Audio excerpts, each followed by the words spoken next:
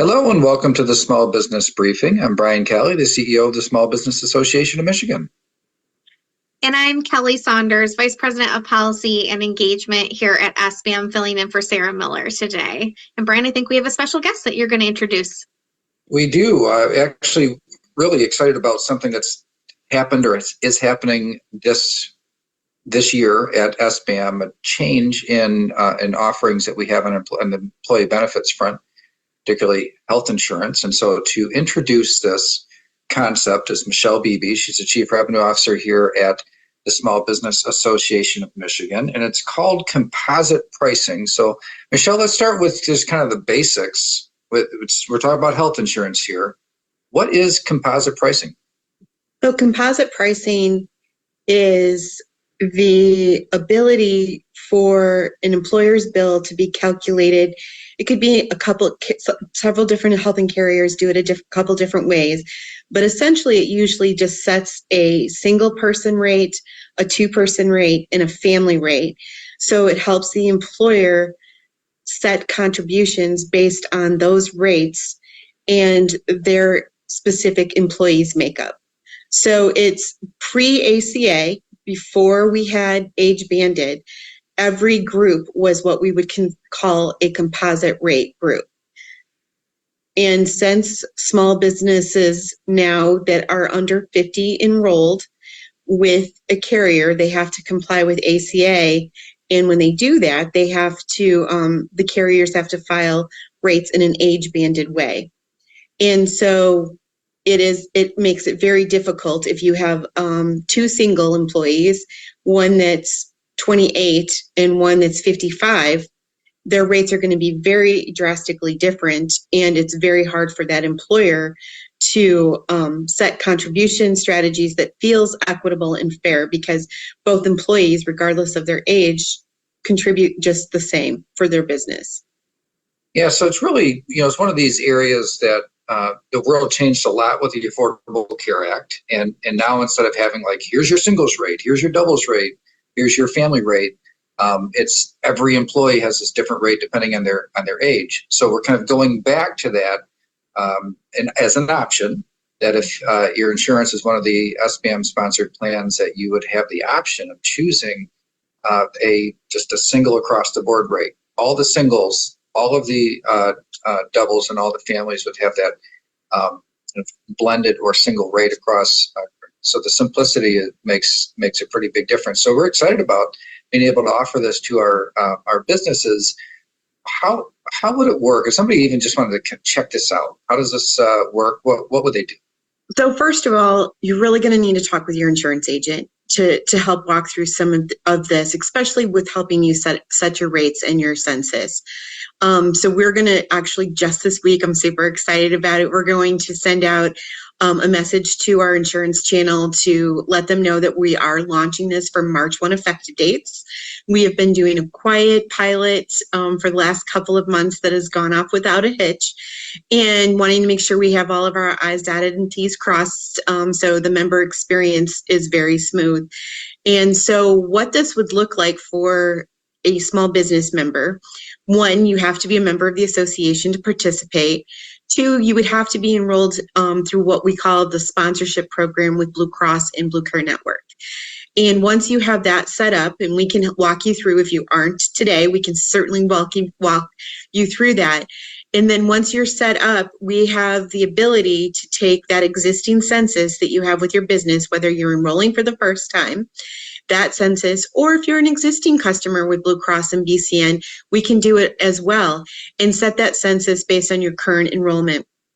And then we'll make an agreement between us, the employer, and the agent will help facilitate that this is going to be your set single, two-person, and family rates.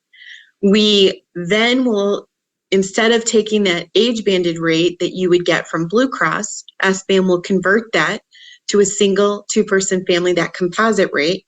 You will get that bill from SBAM to pay your premium.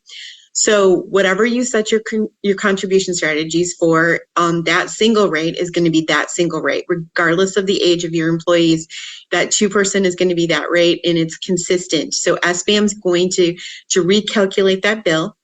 and send you that composite rate every single month. And then we're going to, even though we're going to adjust those composite rates, Blue Cross and BCN still needs to bill us the age banded rates. So if you went into your system and logged into your account, you would still see those age banded rates from Blue Cross and BCN. So the magic that happens is between us and that file that comes from Blue Cross and the one that gets issued to the employer. So it's really cool. If you have census changes, your employees, you may have an employee that leaves and then a new one that you've hired, and you're like, shoot, what is their single rate going to be? SBAM's honoring that rate that we set at the time of our agreement, and that single rate is going to hold true. We're going to do a 6-month check-in with each other to see if there's been any changes that we feel like we need to make some adjustments in the rates. And then if we're good, we're going to move forward. If we need to make some slight adjustments at 6 months, we'll talk that through with you and your agent and make the best adjustment that's right for your business. But the bottom line is this allows for you to make it as easy as possible to set contributions and then actually pay the bill based on those contributions. And so taking really the pain out of all of this age banded rates that the ACA put in there for our small business owners and their HR teams to help calculate this. So really, what we're aiming to do is simplify things here, and yet totally transparent. So Blue Cross is still going to bill the same way, and SBAM is going to convert that into a single and a double or a family-based rate for all of your employees, regardless of their age, but you can still see the old way, but you'll pay your bill and set your contribution strategies based on the simplified approach. So really awesome thing. As far as I know, I think we're the first to do this for groups under 50 employees. I think that we're the first to do this. Yes, I agree. And agents have had the luxury of having some one-on-one conversations with agents, and they've been incredibly excited about this. In many cases, they're the ones that are doing the calculation behind the scenes for their employers to make this decision. So it's been a win, to take the burden off some of the insurance agent, but also those employers to make that recalculation every month when that bill comes in. So I'm really excited about that process. And I'm also really excited that the fact that, there's no additional fees. The agents keep asking, hey, well, what are you charging for this?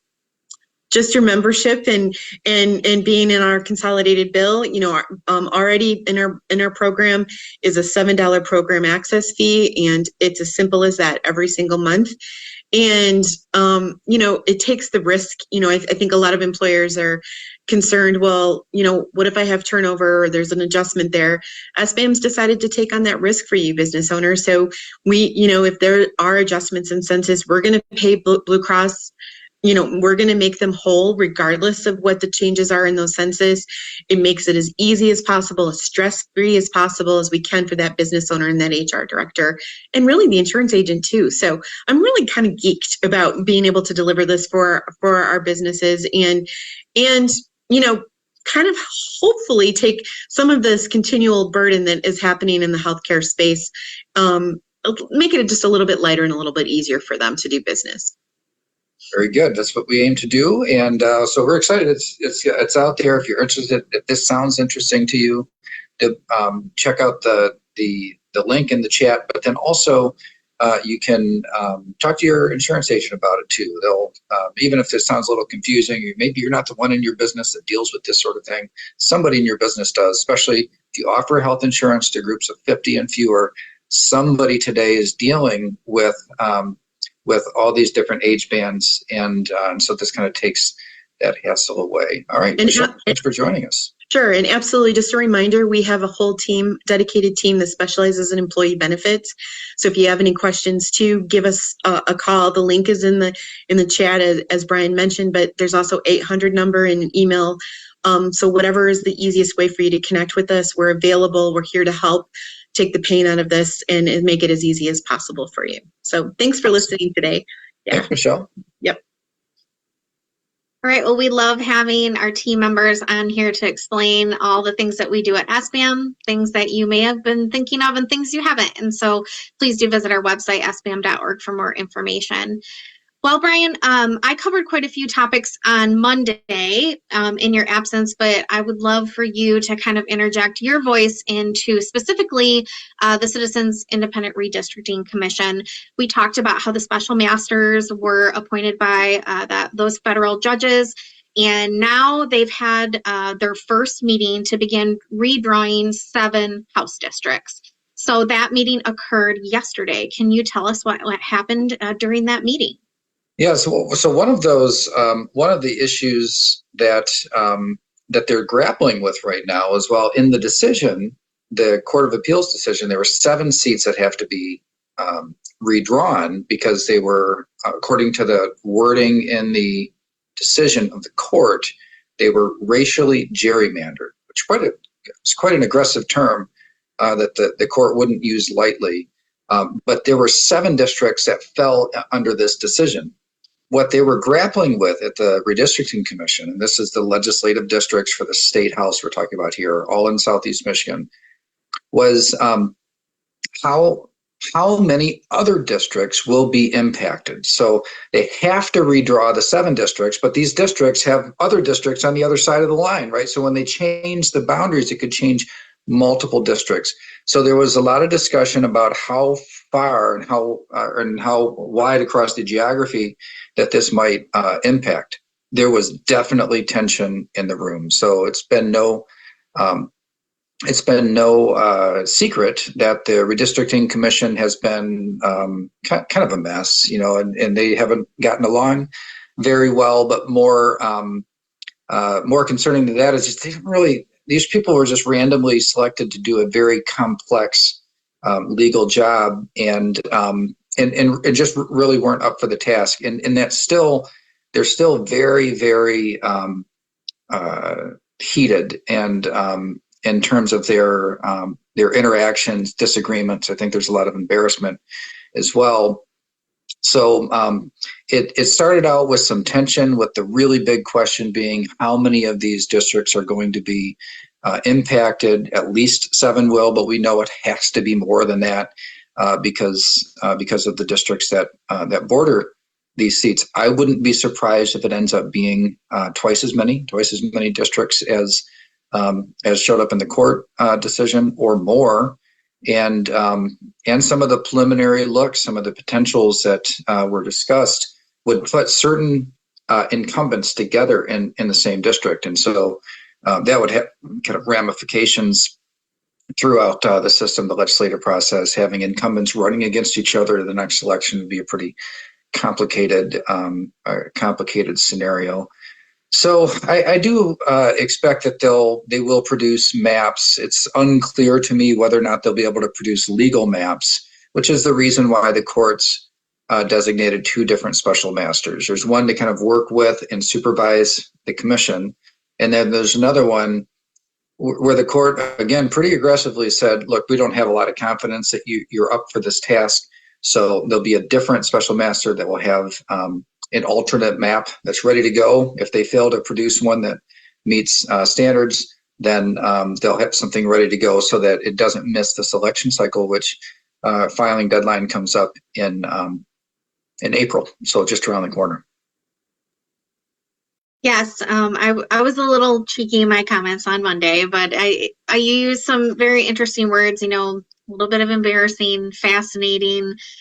This is the first time Michigan has, approached districting in this way. And so we'll be obviously keeping everyone updated on what happens with the commission piece. But yes, it's a complicated matter for sure. But staying on this topic a little bit, the Redistricting Commission is going to continue to do their work, obviously, but they did appeal to the U.S. Supreme Court. I believe this falls in Justice Brett Kavanaugh's region. And so can you tell us a little bit more? I believe that the court had to weigh in by today. And so do we know where that stands? Yeah, so the Sixth Circuit, or the Sixth District Court of Appeals, every district is assigned to a Supreme Court justice to consider emergency stays. And so this one happens to be Supreme Court Justice Brett Kavanaugh. And he had asked for the attorneys to weigh in by today. So yesterday. By yesterday, in terms of like their position, why should emergency stay be granted or not granted?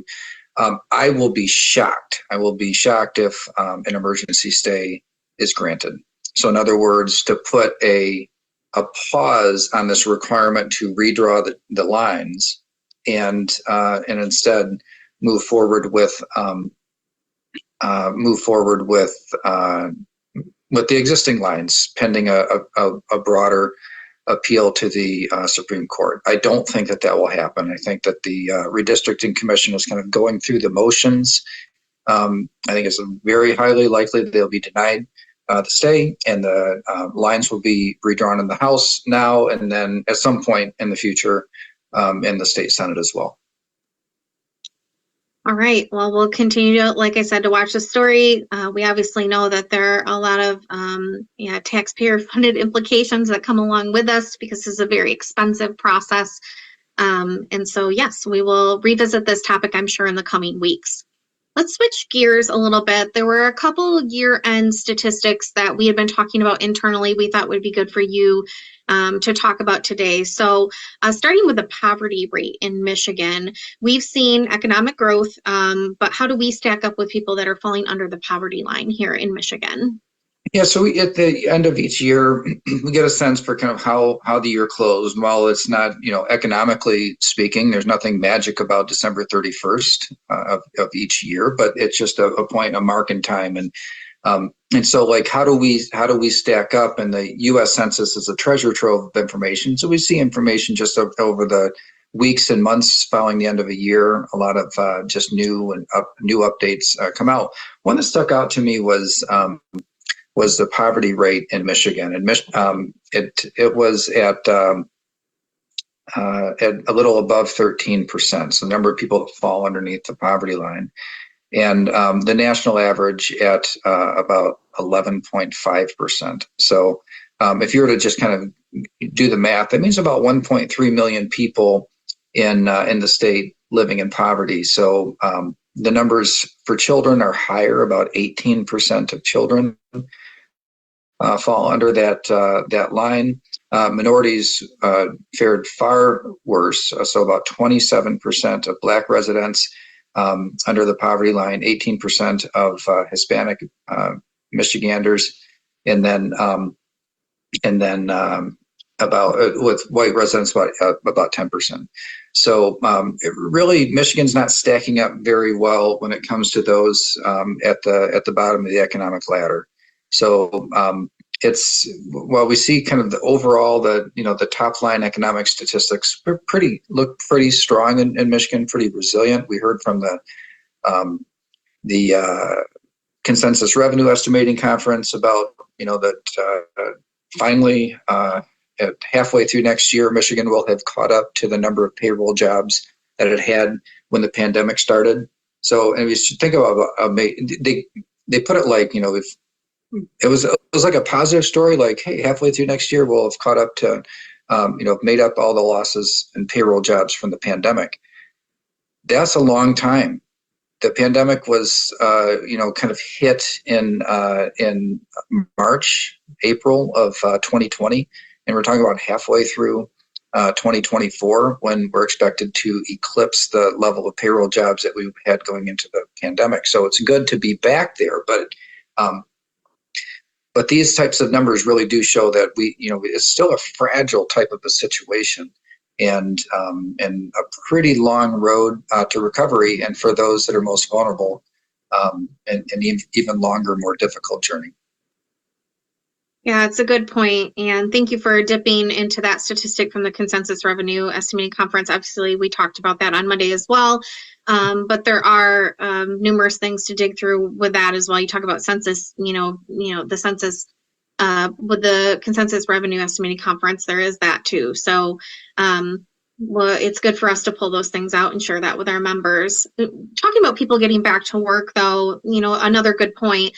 Let's talk about office work and how much that has changed over the last few years. We see that, people have gone to hybrid work. Some people have called back, other people, some haven't moved to full remote. And so Arbor Data published some vacancy rates in major metro areas, and Detroit was included in that. So can you share some of the data from that story? Yeah, so our Arbor Data is one of the sources. We do Data Monday. I'll often pull stats and charts from things that they publish. And one of the things they look at is office vacancy rate, actually all kinds of vacancy rate, but in this case, office vacancy rates in major metropolitan areas. Of course, Detroit meets that definition as part of what they consider to be a major metropolitan area in the United States. And unfortunately, Detroit has now eclipsed Houston as the highest level of office space vacancy in the United States. So again, this is just for the major metropolitan areas, so it's not going to be like little towns, but it came in at 25.7%, office vacancy. Houston was 25.4, coming in at the second highest. The San Francisco, Seattle, and Austin being the next ones. Now, the top five lowest of the major metropolitan areas, Boston at 10.6%. So still not like great in terms of vacancy, but obviously 10% is way better than 25 or 26% vacancy. Tampa, Miami, Philadelphia, Charlotte. So those were the top five in terms of lowest office vacancy. So when you think about a town like Detroit that has a lot of office vacancy, office buildings and vacancy, there is kind of a ripple impact. Yeah, that is just like one industry, but the ripple impact on other parts of the economy is not insignificant. And it just means that Detroit's going to have a harder road ahead in terms of their overall recovery or adjustment to the post-pandemic world in the way that work is happening. It also means probably land use planning and just changing the types of functions and uses of properties, because there really, if you look across the landscape, there is not much reason to expect that the office work environment, the amount of office space that corporations need, is going to resemble what it was before. There's just no signs of that. Yeah, it's a good point. We see it obviously where our headquarters is located in downtown Lansing. We experience the same type of vacancy. We saw people go out from the pandemic and they haven't come back in the same way. We obviously love Detroit and it's such an awesome place to be downtown, but the way that work happens now has changed. And so what does that mean? To your point, we'll obviously be watching that and seeing how people are being creative in the future about using, specifically in downtown Detroit, just beautiful old buildings that have a lot of good quality to them. So thank you for sharing that. Kind of pivoting on this story that is connected in a way, we've talked about population in Michigan and our challenges with a shrinking population, and you sat on the Growing Michigan Together Council to try and figure out ways to stop that shrinkage and take care of our people here, and then let's see how we can get people to move to Michigan. But it's starting to show up globally, and so what has kind of been seen as a Western population issue is showing up in other places. Can you share with us what's going on around the world? Yeah, and what stuck out to me was when China published their numbers in terms of birth rates in particular, and then compared to deaths, and it actually looked familiar. Like the story that we've seen. A place like, for example, Japan had population stagnation pretty early, at least in the developing world or developed world. Had very kind of early population stagnation. We saw that kind of creep into Western style countries over time. Certainly in our country, things have slowed. In Michigan, some bad trends, but the most populous country on earth is China at over 1.4 billion people. And they've now kind of reached a population second arch, and they're at the top of it now, kind of coming down. If you look at the demographics, that is a foregone conclusion that they will continue to drop in population, and they've always relied on just people growth in their population to fuel the and productivity from those individuals to fuel economic growth at higher rates than most countries around the country would ever imagine achieving.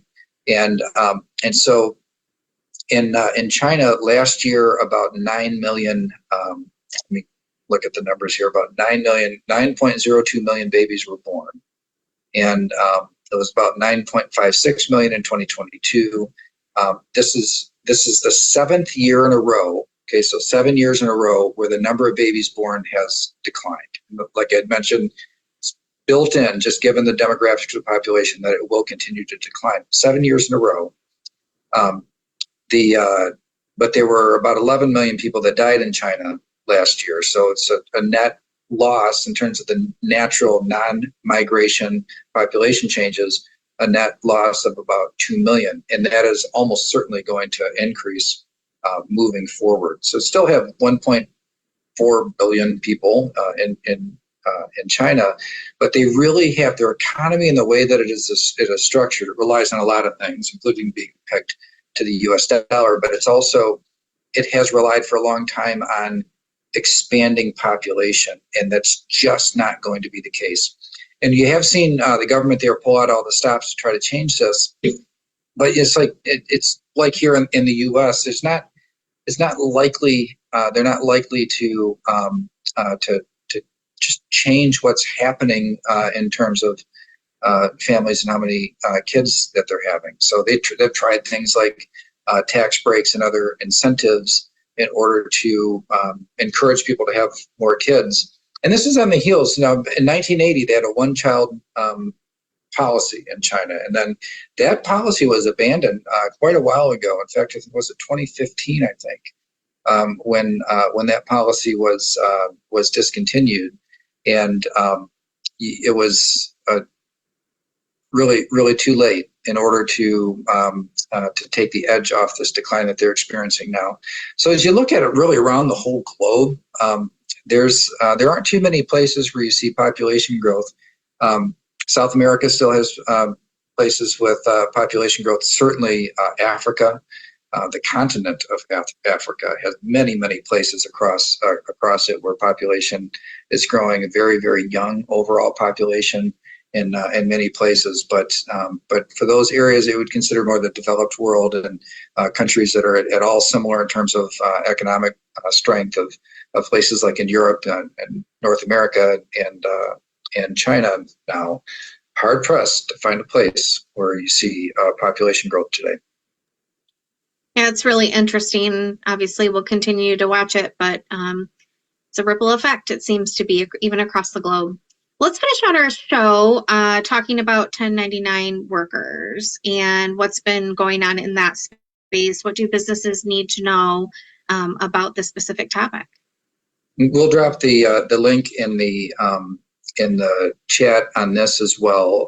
SBAM has an article that we published and some other resources as well that are linked in that you can take a look and check your practices. So if you operate a business that pays people on 1099 forms as opposed to W-2 employees, or if you yourself are a 1099 worker for somebody else, to the extent that you want to stay that way, you want to keep this practice, you really do between now and March 11th, when this goes into effect, you really do need to review what the new conditions are. So if you're a 1099 worker that sells your services to others, you need to be able to understand what the requirements are to qualify for this type of work, and then to be able to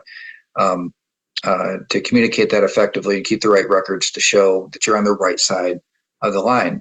And same thing for businesses who are who have operating models where you pay employees as independent contractors. That is there's it's kind of a subjective line. We've talked a little bit about this, and it's difficult for me to just kind of communicate, here's how it applies to your business, because every business is different.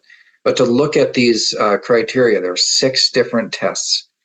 And any of the tests could disqualify a person from being legally being able to classify as an independent contractor. So you really do have to put some thought into each of these arrangements and to be able to be prepared to describe why you have people classified the way that you do. There'll be more to come on that as this kind of develops between now and March. We're going to come back. We're actually going to do some special programming just on this to make sure that people really do have some support and insight as you make the judgment calls. And unfortunately, that's what it is. Judgment calls. These are not bright line tests. These are subjective standards. All 6 of them have some level of subjectivity to them, to where you'll have to be able to look at across the board and get comfortable yourself that if this were ever questioned, if there were ever an audit of your 1099 workers, that you could adequately defend the way that you classify them as independent contractors. So more to come on that, but it's just the sort of thing I'd love for you to just take a look at the article that we published and some of the click-through links that you'll find there. Look through some of the FAQs at the U.S. Department of Labor and just get a sense, how does this affect me, or how does this apply to me? Now, if you're an employer that does not have independent contractors on your staff, this really won't matter to you directly. But it is something where if you do pay people with 1099s, you really do need to understand how this affects you before the 11th of March. Yeah, thank you again, Brian, for that reminder. And as you said, we will stay dedicated to making sure that we provide every resource possible. If you do start to read through it and you do have questions, please reach out to us. We obviously have numerous people that we can reach out to for clarification purposes, but we're committed to making sure that you have the information you need. That is our show for today. I want to thank you for being with us, and we will hope that you have a nice weekend, and Sarah will be back with you next week. Thanks, everybody. See you next week.